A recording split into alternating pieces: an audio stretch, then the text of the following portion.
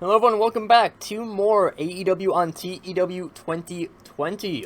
We're coming off of our first pay-per-view, that being All Out, and we are going to move on towards our second one in Full Gear, which, I still don't fully know how everything is going to go there. I'm still working on the planning phases of some of my storylines, but I do have at least what the storylines are kind of planned out, but it's neither here nor there. You'll see that as we head along.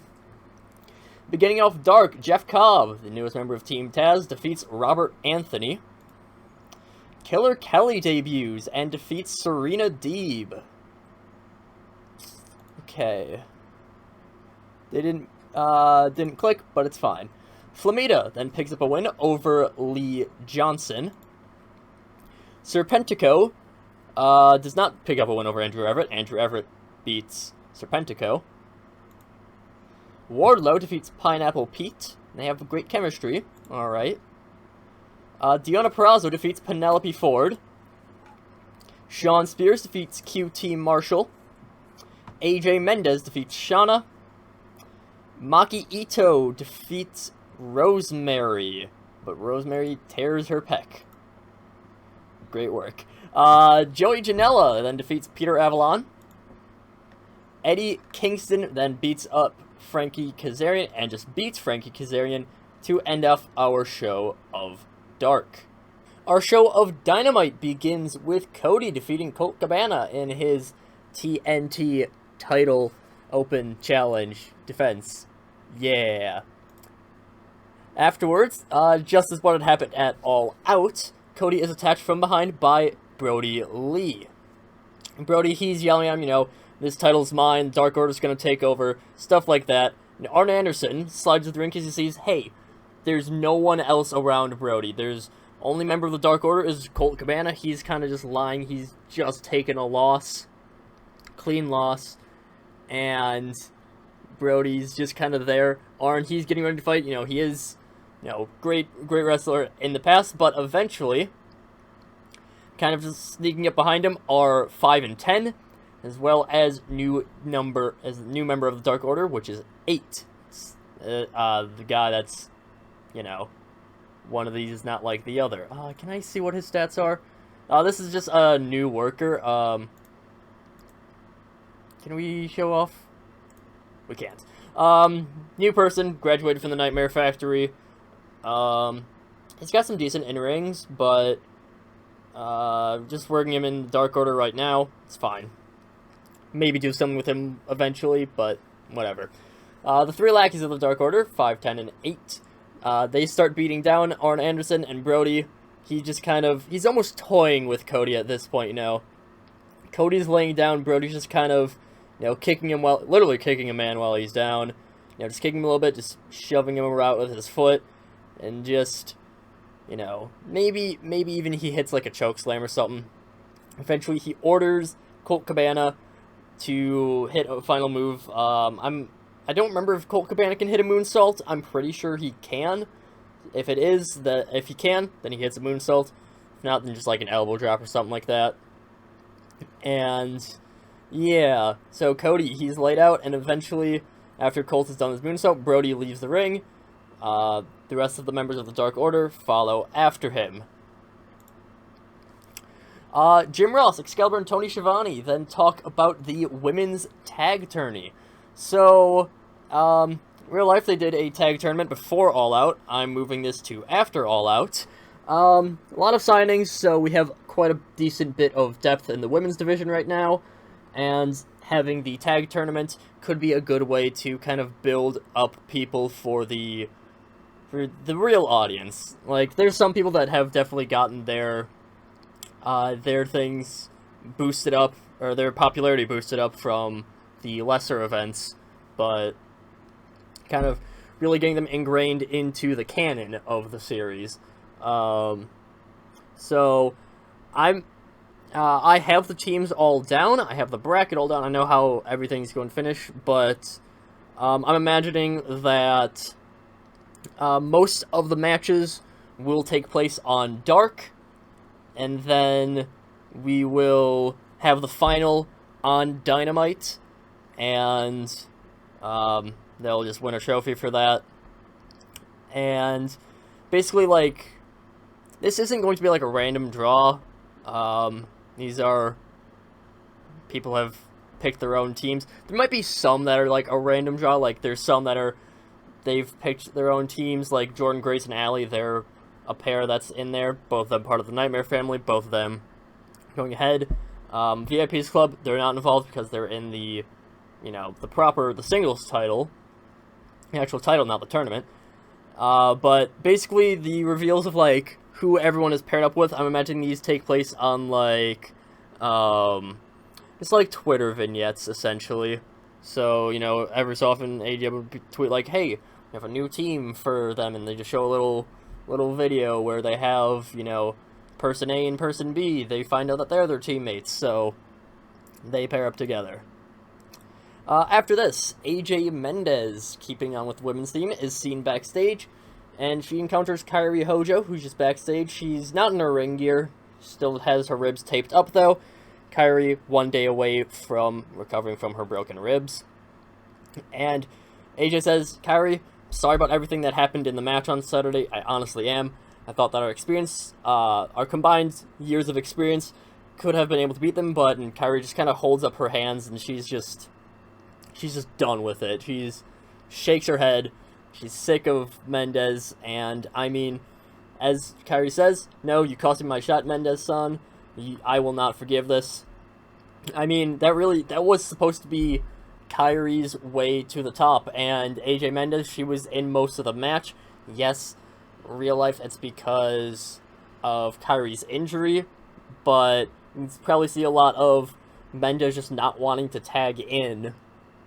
So, Kairi, she just kind of, she does elbow Mendez in the face, like, delivers a forearm at least, and then walks off. She's still obviously in pain. Mendez, she's on the ground, she's a bit stunned more than anything. Like, obviously it's still a very strong forearm, but not enough to really be a huge pain. Lance Archer then defeats Griff Garrison in less than a minute with a blackout. And Archer, he continues to beat down Griff Garrison as Jake Roberts cuts a promo, and he says, everyone in AEW is afraid of the Murder Hawk, Lance Archer. Everyone fears that which can kill them so easily, this unhinged beast that fights all in his path on his way to the top. Miroslav, you're probably the one who should be afraid of him the most. You stole that match from Lance, and now, well, this blood is on your hands, Miroslav. Lance should be the one gunning for Moxley's title, not you. However, I can't help but notice that there was a little something else going on during the Battle Royale. Matt Sydal, that sly bastard. Props to you for knowing how to be smart and helping out the Murder Hawk. So, come on down, Sydal. Don't worry, we just want to talk. And Sydal, he does actually come to the, his music hits, he starts slowly making his way to the ring. He's very obviously a bit cautious of this. I mean, he did work together with Lance Archer during the Battle Royale, but, still doesn't really trust him, especially because Lance Archer, he probably, just by the time that Jake Roberts finished his promo, Lance Archer probably just, like, tossed Griff Garrison over the rope, or just outside of the ring.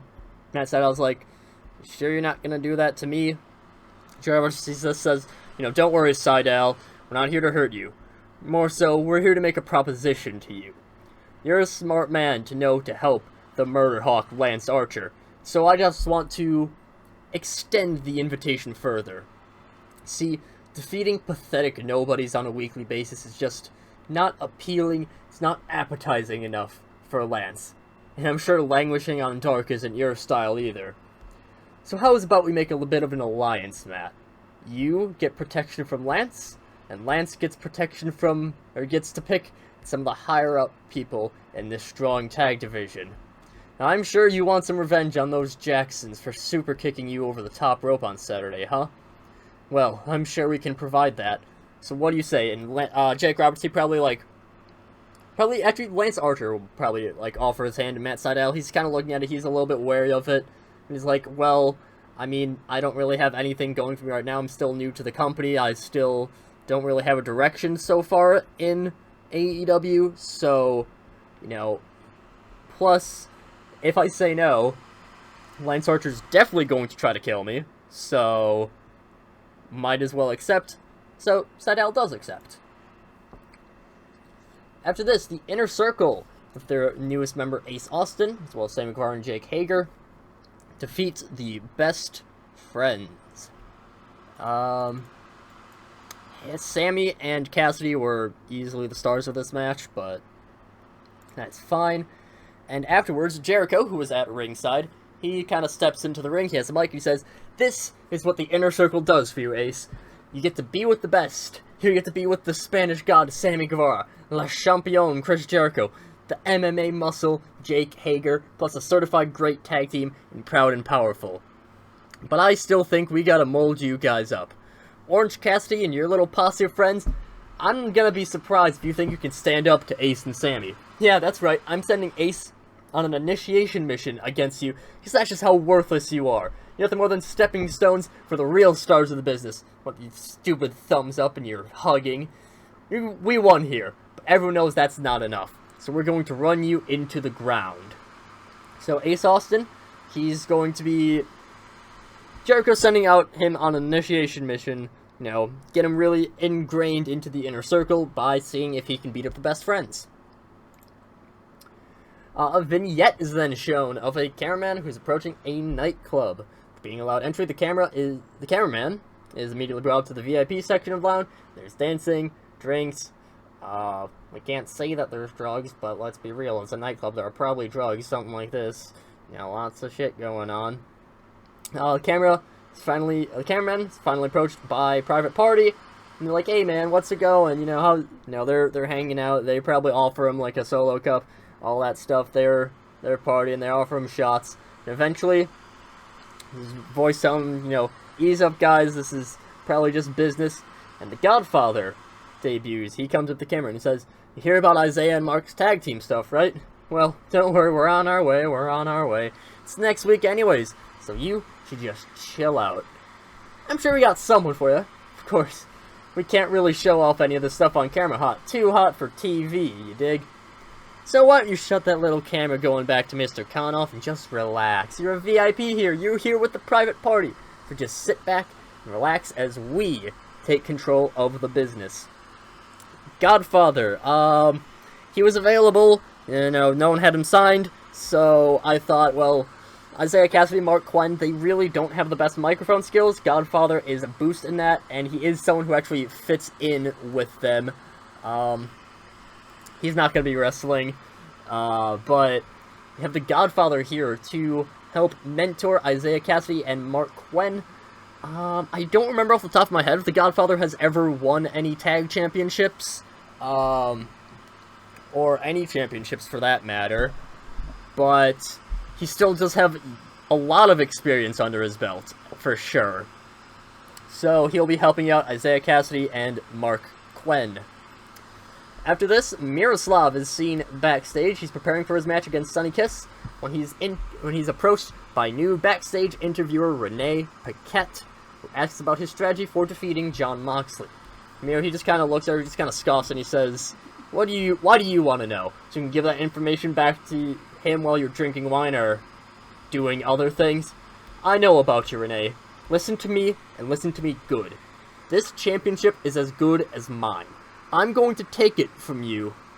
I'm going to take it from Moxley, whether he's dead or alive. I don't give a shit whether I have to break your bones. I don't care if I end your career. I'm going to take that shiny title. I'm going to give you your first pinfall in this company, and I'm going to stop at nothing to get there. He kind of looks at Renee, and he just menacingly says, you know, repeats, stop. He'll stop at nothing. Miroslav seemingly, you know, threatening Renee, seems like. And what a surprise, Miroslav defeats Sonny Kiss. The Lucha Bros then defeat the Hybrid 2. And after the match, Eddie Kingston and his three other posse members, Jacob Fatu, as well as the Butcher and the Blade, they're in there, they're congratulating the Lucha Bros. And Eddie, he has his mic, he's kind of letting the Lucha Bros music play a little bit. And he's about to speak when Pac's music hits, and Pac, he storms onto the ring. He's very obviously upset. He's probably wearing his Death Triangle shit, and Eddie, he's probably taunting Pac on his way down, but as soon as Pac gets there, before Eddie can really say anything, Pac just hits the mic out of Kingston's hand, gets up in his face. The two are jawing back and forth. Eventually, the Lucha Bros, they separate the two leader figures, and Eddie, still talking trash. Jake, the three big men, they start surrounding the ring. They're kind of like a horseshoe, little horseshoe formation. That's the word I'm looking for. And eventually, Pac, he's incredibly heated, and the Lucha Bros are like, "All right, you know what? Calm down. We'll talk about this." And they bring Pac backstage. Kingston is yelling out, think about our plan.